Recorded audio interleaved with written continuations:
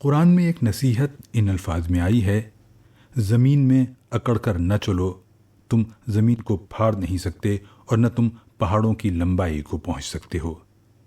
اس آیات میں مشی صرف چلنے کے معنی میں نہیں ہے، بلکہ اس کا تعلق پورے طریقہ زندگی سے ہے۔ یہاں چال سے مراد انسان کا پورا اخلاقی رویہ ہے۔ انسان کے اندر ایک صفت ہے، یہ صفت انسان کا سب سے بڑا پلس پوائنٹ ہے اور یہی انسان کا سب سے بڑا مائنس پوائنٹ ہے۔ یہ صفت وہی ہے جس کو انا یعنی ایگو کہا جاتا ہے۔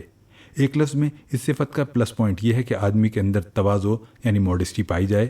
اس صفت کا مائنس پوائنٹ یہ ہے کہ آدمی کے اندر فخر یعنی پرائڈ کا جذبہ پیدا ہو جائے۔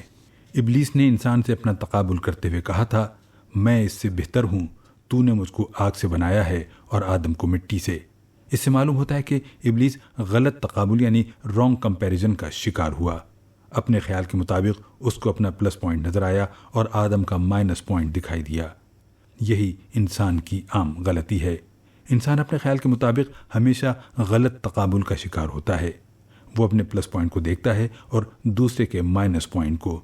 اس کا نتیجہ یہ ہوتا ہے کہ وہ دوسرے کو کم اور اپنے کو زیادہ سمجھ لیتا ہے۔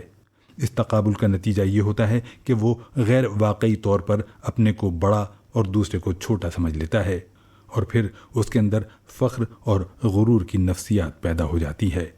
آدمی کے اندر وہی صفت غائب ہو جاتی ہے جو انسان کی اصل صفت ہے، اور وہ ہے تواضع یعنی موڈسٹی۔ کوئی چیز اپنے انجام کے اعتبار سے پہچانی جاتی ہے۔ جو طرز فکر آدمی کے اندر تواضع پیدا کرے وہ صحیح طرز فکر ہے، اور جو طرز فکر آدمی کے اندر برتری کا جذبہ پیدا کرے وہ بلا شبہ غلط طرز فکر ہے۔